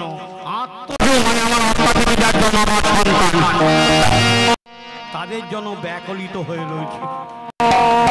সেটা কখন আসবে? বারবার ফোন করছি মাগো, সারাদিন একবারও মনে পড়েনি গোবিন্দ তুমি আমার ঘরে কখন আসবে। এত জায়গায় হরিনাম শুনতে যাচ্ছি তো মা, অনুনয় বিনয় করে বলছি, ভগবানকে তো আমরা অনেক কিছু চাই, একটা জিনিস চেয়ে নিয়ে যান, মন প্রাণ দিয়ে বলুন হে গোবিন্দ তুমি আমার বাড়িতে একদিন এসো না, আমি তোমার সেবা দেব। আমি দল না করতে পারলো আমার এই বদন দিয়ে আমি তোমার কথা বলবো। পৃথিবীতে আছে যত নগর আদি গ্রাম, সর্বত্র প্রচার হবে মধুর কৃষ্ণ হরিনাম। তাই আমি আবার বলছি সাধু গুরু বৈষ্ণব এনা হলেন আমাদের পথের পাথি, এদের অবলম্বন করুন। গুরু শব্দে অর্থ, গু শব্দ অন্ধকার, রু শব্দ আলো। তাহলে সাধু কেমন, গুরু কেমন, বৈষ্ণব কেমন? তাহলে সাধু তো গেল ওইটা, তাহলে গুরু কেমন না? গুরু মিলে লাখে লাখে, শিষ্য নাহি মিলে একই। তাহলে এত যখন গুরু আছে শিষ্য নেই কেন? তাহলে কোন শিষ্যর কথা বলেছে? সাধু তো গেল ওই রকম, গুরু কেমন হয়? এখন একজনের বাড়ি গুরুদেব গেছে, গুরুদেব গেছে, এবার ছেলেপুলেরা খুব আনন্দ করছে। এবার গুরুদেবের সেবার আয়োজন হয়েছে, যারা গুরু মন্ত্র নিয়েছেন, আজকেও গুরু মন্ত্র হয়েছে, আগত দিনে হয়েছে, অনেকেই গুরু মন্ত্র নিয়েছেন। গুরু কেমন মিলে লাখে লাখে, শিষ্য নাহি মিলে একে। কোন গুরুর কথা বলেছে, কোন শিষ্যর কথা বলেছেন, মনোযোগ দিয়ে শ্রবণ করুন। গুরুদেব বাড়িতে গেছে, গুরুদেবের জন্য রান্না হচ্ছে, বাড়িতে সবার আনন্দ হয়েছে, বাচ্চা ছেলেরা প্রসাদ পাবে গুরুদেবের। গুরুদেব সেবায় বসেছে, আর বাচ্চারা আনন্দ করছে, গান করছে, চিল্লাচ্ছে। গুরুদেব বলছে, এই তোরা একটু শান্ত হ, আমার সেবায় বেঘাত ঘটবে। বাচ্চা তো মাতারা তো শোনেনি, তারা আনন্দ করছে, নাচছে, গাইছে। গুরুদেব ক্ষিপ্ত হয়ে কি করেছে, তা গিয়ে আর একটা ছেলেকে কাছাড়ে মেরে দিয়েছে। কাছাড় মেরে দেওয়ার সঙ্গে সঙ্গে গুরুদেবের ওই মারেতে ছেলেটা মারা গেছে। সবাই কান্নাকাটি ফেলে দিয়েছে। ছেলেটার বাবা জমিতে কাজ করছিল, তাকে তাড়াতাড়ি চলো, আমাদের গুরুদেব আমাদের অমুককে গুরুদেব মেরে দিয়েছে। না, এটা তো হতে পারে না, এই কি করে সম্ভব? আরে তুমি চলো না, দেখবি, চলো না। শিষ্য বাড়িতে এসে দেখলো তার গুরুদেব তার ছেলেকে মেরে ফেলেছে। নয়ন জলে বুক ভাসিয়ে চিন্তা করে দেখুন, আমার ছেলেকে যদি আমার গুরুদেব মেরে ফেলে, আর আমি সেই পরিস্থিতিতে থাকি। গুরুদেব ছেলেকে মেরে দিয়েছে, শিষ্য মনে মনে চিন্তা করলো আমার কোনো কর্মের ফল। তাড়াতাড়ি করে বলে, দাঁড়াও, তোমরা কেউ চিল্লামিল্লি করবে না। প্রতিষ্ঠা পুকুর থেকে এক ঘটি জল এনে গুরুদেবের চরণ ধৌত করে দিচ্ছে। যে গুরুদেব তার ছেলেকে মৃত মেরে দিয়েছে, শিষ্য তার সেই গুরুদেবের চরণ ধৌত করে দিল। মাগো, চরণ ধৌত করে দিয়ে কি করছে, সেই তার সেই পায়ের ধোয়া গুরুদেবের চরণ ধৌত জলটা ছেলেটার গোটা গায়ে মাখিয়ে দিয়ে যা একটু মুখে দিয়েছে, মৃত ছেলেটা ভেসে উঠল। যখন ছেলেটা বেঁচে গেল, গুরুদেব ভাবলো আমার পায়ের পা ধোয়া জলের এত ক্ষমতা, আমার পা ধুয়ে জলটা খাইয়ে দিল, আর একটা মরা ছেলে বেঁচে উঠলো, তাহলে তো আমার অনেক দাম। একবার অহংকারে হয়ে গেল। ব্যাস, গুরুদেব আনন্দ হয়েছে, শিষ্যর আনন্দ হয়েছে, গুরুদেব বাড়ি চলে গেছে। পরবর্তীকালে আবার একটা গ্রামে গেছে গুরুদেব, সেম কেস। আবার রান্না হয়েছে, গুরুদেব সেবায় বসেছে, বাচ্চারা আনন্দ করছে। আবার বিরক্ত হয়ে আবার একটা ছেলেকে মেরে দিয়েছে। কান্নাগুলি পড়ে গেছে, সবাই বলছে কি হলো। গুরুদেব বলছে, দাঁড়া, তোর দিকে চিল্লা কাঁদতে হবে না। আরে আমি তো আছি, তোদের অত চিন্তা কিসের? আমি যখন আছি তোদের কোনো দুঃখ নেই। বলে, গুরুদেব আমার ছেলে মারা গেছে, বলে আমি আছি। বলে, আপনি কি করবেন? বলে, নিয়ে জল নিয়ে। জল আনিয়েছে, বলে নে পাটা ধুইয়ে দে। পা ধুয়ে দিয়েছে, বলে খাইয়ে দে। খাইয়ে দিয়েছে। গুরুদেবের চরণের জলের জন্য ছেলেটা বেঁচেছিল নি, বেঁচেছিল শিষ্যর ভক্তিতে। গুরু মিলে লাখে লাখে, শিষ্য নাহি মিলে একে। মাগো, ভগবান পাওয়া খুব সহজ, কিন্তু ভক্ত পাওয়া খুব দুর্লভ। গুরু পাওয়া খুব সহজ, কিন্তু শিষ্য পাওয়া খুব দুর্লভ। শিষ্য হলে হবে না, গুরু মন্ত্র নিলে হবে না।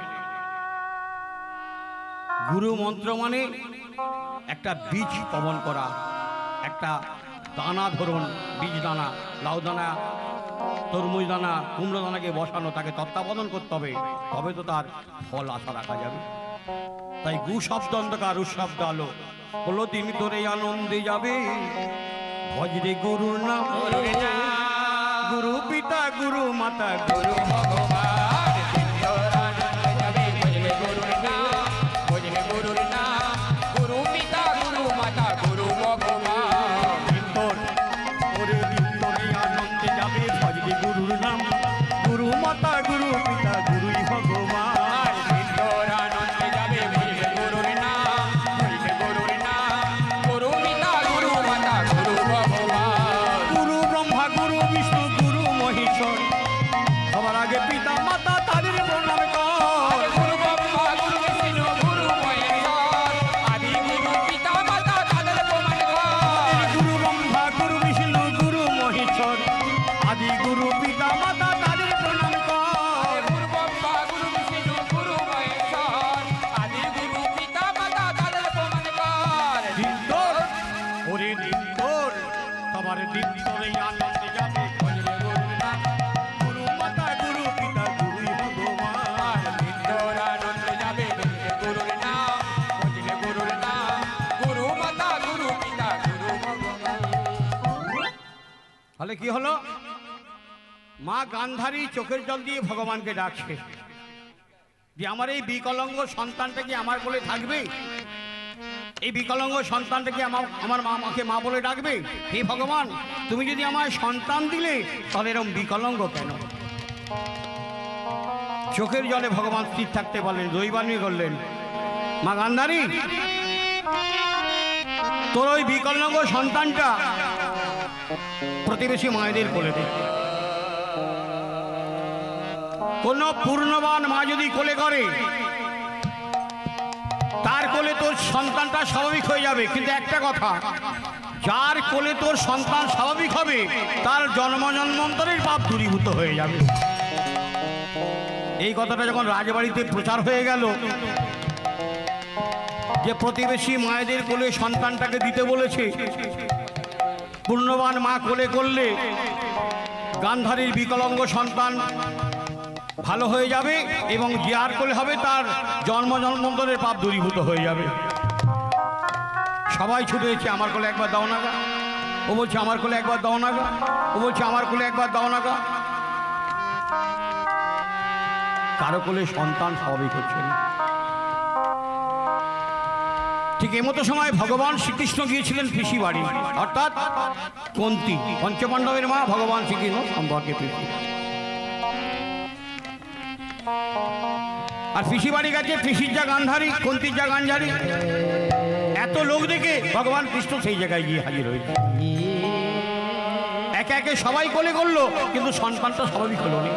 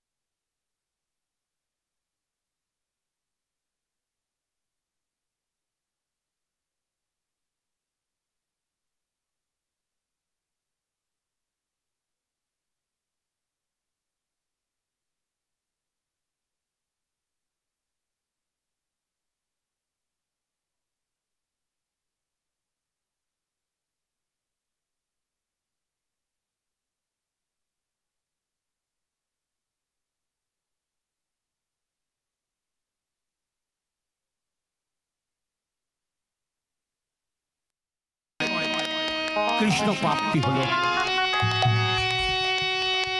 অনেক বিকলাঙ্গ সন্তান পৃথিবীতে এসেছে বটে, কিন্তু বেশি দিন থাকেনি। অনেক সন্তান দেখেছি পারাপারে গিয়ে আবার সুন্দর সুঠাম পুরুষ হয়ে আসে। এই কৃষ্ণর কোলে সন্তান হারিয়ে গেল বলে মা গান্ধারী সেদিকে প্রতিজ্ঞা করলো, আজ থেকে আমি কোনোদিন অতিথি সেবা দেবনি। বিষণ্ণ বদনে ফিরে যাচ্ছেন ব্রাহ্মণরূপী ভগবান। এই কথাটা শুনতে পেলেন মা কুন্তী, পঞ্চপাণ্ডবের মা। তিনি ডাকলেন, ঠাকুর মশাই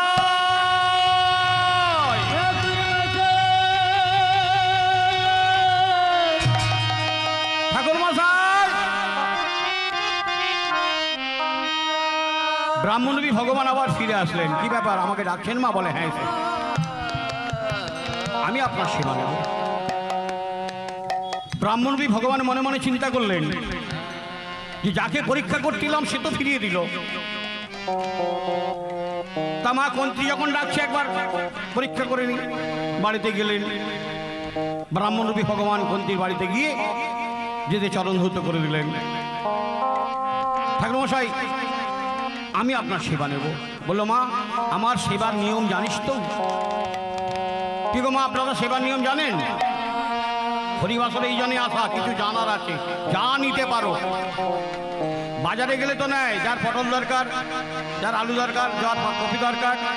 তো এখানে এসেছেন হরি নামে কি নিতে, যা নিতে। কিছু জেনে যাওয়া, অজানাকে জানা। ভগবানের সেবা জানেন? সবাই জানে বলে কিছু বলছে না, তাই তো? জানে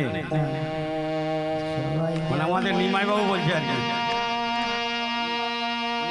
ভগবান তিনটে জিনিস সেবা নেয়, গুরুত্বপূর্ণ কথা বলে যাচ্ছি। অনেক প্রসাদ এখানে 600, 700, 800 মালসা, কোথায় 5000, 10,000, কোথায় মিষ্টি মিষ্টান্ন, অনেক কিছু দেয় ভগবানকে। কিন্তু আমি বলছি কেউ কোনোদিন দেখাতে পারবে না ভগবান কিছু নিয়েছে। তাহলে দেয় কেন? ভক্তাধীন ভগবান, ভক্তির জন্য নেয়। আর ভগবান কি নেয়? ভগবান কি সেবা করে? তিনটে জিনিস। ঘন্টা পড়ে গেছে, আমার সময় হয়ে গেছে। এই ভগবানের সেবা তিনটে জানিয়ে যাচ্ছি, গুরুত্বপূর্ণ কথা মনে রাখবেন। ভগবান সেবা নেয় তিনটে জিনিস। কি? জল, ফল, ফুল। এই যে বাবুর একটা এখানে আজকে দিয়েছিল, গুরুমন্ত্র হলো আপেল দিয়েছিল। বা আপনারাও ভগবানের জন্য ফল কেনেন, আপেল কেনেন, রম্বা কেনেন। বলুন তো, একজন বাবুরা আছেন, কেউ একটা ভগবানের সেবার জন্য আপেল কিনতে গেছেন। আপেলটা যদি পচা হয় আপনারা কিনবেন? জানার জন্য বলছি, জানানোর জন্য বলছি, আলোচনায় থাকছি। যদি আপেলটা পচা হয় আপনারা কিনবেন কি কেউ? এবার সিদ্ধান্ত নিন। ওই বাজারের পচা আপেলটা যেমন আপনারা নেবেন না, আপনার যদি কোনো কর্ম খারাপ থাকে, ভগবান বলল আমি নিই কর্মের ফল। নিতাই গৌর হরি বল। কর্ম যদি খারাপ থাকে, রাজভোগ দিন, আপেল নেশপাতি নানারস যাই দিন না কেন, কর্ম যদি ভালো থাকে তুলসী পাতায় সন্তুষ্ট হয় কৃপা করবে। আমি আবার বলছি মাগো, কর্ম ভালো করুন। প্রথমটা বললো আমি কর্মের ফল নিই।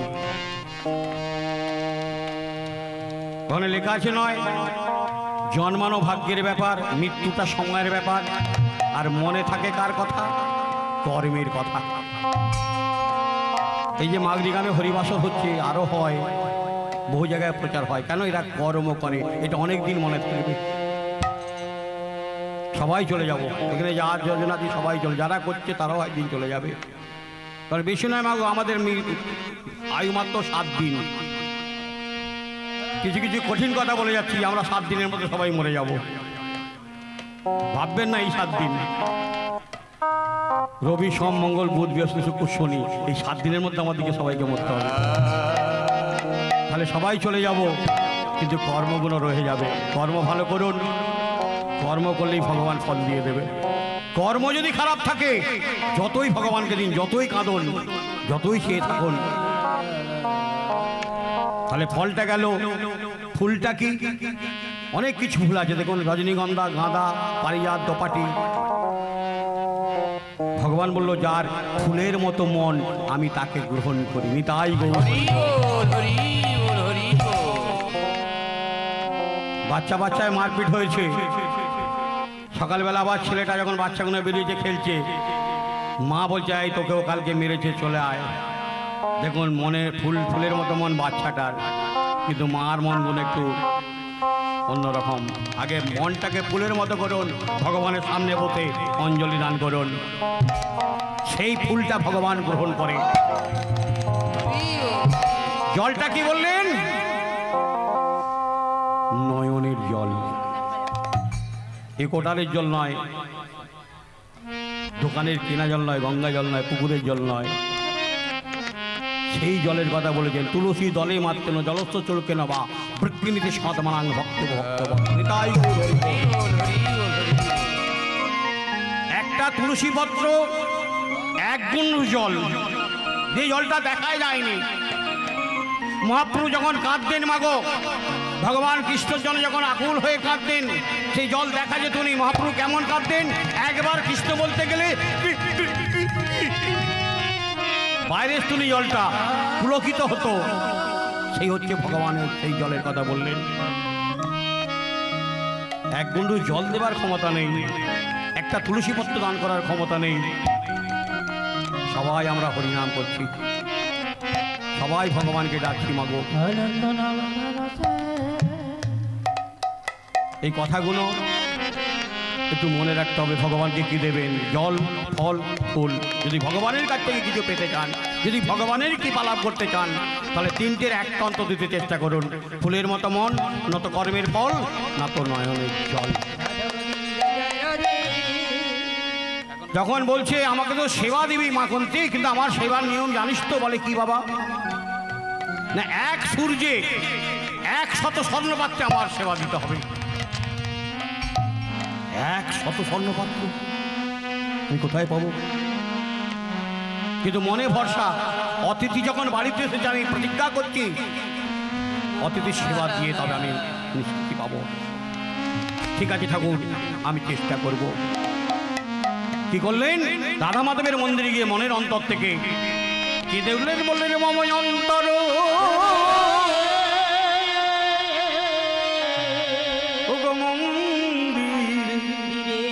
জাগো জাগো মাধব কৃষ্ণ শ্যামে গোপাল, মাধব কৃষ্ণ গোপাল।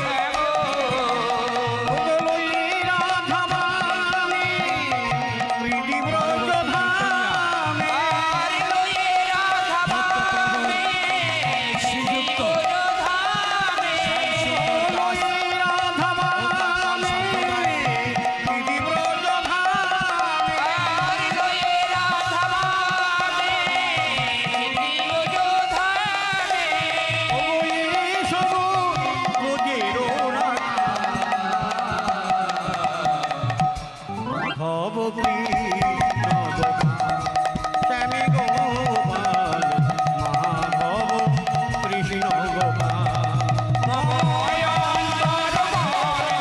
চাইতাই আমাদের পরবর্তী কীর্তনিয়া ভক্তপ্রবর শ্রীযুক্ত শ্যামসুন্দর দাস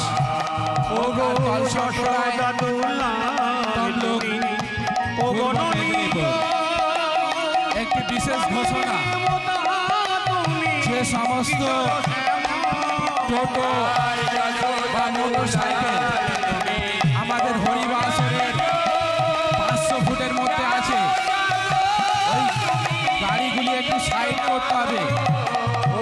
যে সমস্ত ভক্তরা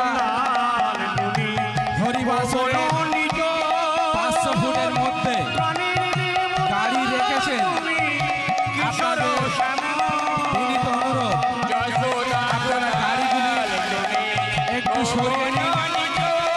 আমাদের ভক্তদের খুবই অসুবিধা হচ্ছে, আপনাদেরকে অনুরোধ আরো জোরে অনুরোধ করছি, হরিবাসরে 500 ফুটের মধ্যে রাস্তায় কোনো গাড়ি রাখবেন না।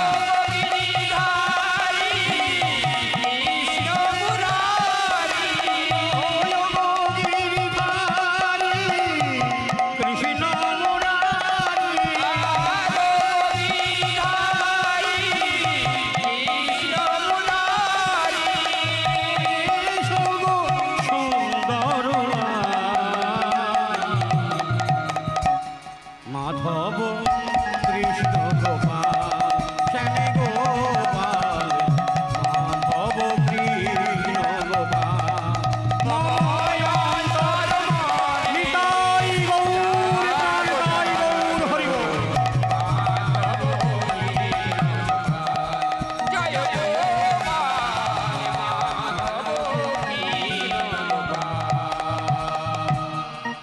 মাগো, চোখের জল দিয়ে মা কন্তি 100 স্বর্ণপাত্র আদায় করলো ভগবানের থেকে। আর আমরা ভগবানের জন্য ভগবানের কাছে কত কেঁদেছি, একটা তিল পাইনি ভগবানের কাছ থেকে। স্বর্ণপাত্র দূরে কথা, কেন? আত্মইন্দ্র প্রীতিমাঞ্চা তারে বলে কাম, কৃষ্ণেন্দ্র প্রীতিমাঞ্চা ধরে প্রেম নাম। কামের তাৎপর্য নিজ সম্ভব কারণ, কৃষ্ণ তু সম্বন্ধ কৃষ্ণ প্রেম মহাধন। যদি ভগবানের কাছ থেকে কিছু পেতে চান, তাহলে ইন্দ্রিয়টাকে আগে সজাগ করুন। আমরা যতটুকু কাঁদি আত্মইন্দ্র প্রীতিমাঞ্চা দিয়ে, কিছু চাওয়া পাওয়ার ব্যাপার থাকে। যাদের জন্য কাঁদি, কথাটা মনোযোগ দিয়ে শ্রবণ করুন। স্ত্রী, পুত্র, পরিজন, আত্মীয় স্বজন, বন্ধু বান্ধব, পাড়া প্রতিবেশী, যাদের জন্য আমরা কাঁদি, তাদের 99টি উপকার করছেন। আত্মইন্দ্র প্রীতিমাঞ্চা কতটা ক্ষতিকারক, আত্মীয় স্বজন, বন্ধু বান্ধব, পাড়া প্রতিবেশী, স্ত্রী, পুত্র, পরিজন, তাদের 99টি উপকার করেছেন। কথাটা মিলিয়ে নেবেন। 99টি উপকার করার পর কোনো কারণে একটা অপকার করে ফেলেছেন, সঙ্গে সঙ্গে আপনাকে ঘৃণা করবে। কেন? আত্মইন্দ্র প্রীতিমাঞ্চা। কিছু পাবো বলে তার উপকার করেছি। যদি কারো উপকার করতে হয়, যদি ভগবানের কৃপা লাভ করতে হয়, কৃষ্ণ ইন্দ্র প্রীতিমাঞ্চা দিয়ে কর্ম করুন। আত্মইন্দ্র প্রীতিমাঞ্চা দিয়ে কর্ম করে 99টা উপকার করলাম, একটা অপকারের জন্য তার কাছে আমি দূষিত হয়ে গেলাম, ঘৃণিত হয়ে গেলাম, অপমানিত হলাম।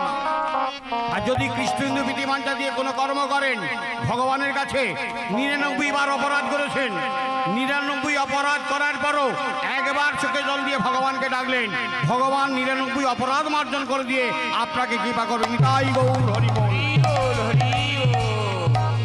তাহলে কোন কর্মটা আসল আর কোন কর্মটা নকল আমরা জানি। ভগবান বললেন, মহাপ্রভু বললেন, আমার কলিযুগের মানুষকে ভালো লাগে কেন?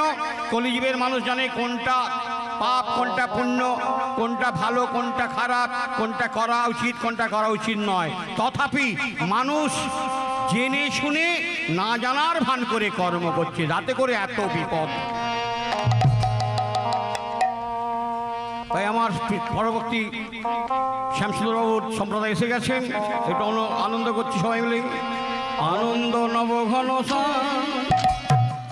সুন্দর নয়ন ধীরা চরণে শরণ নীলা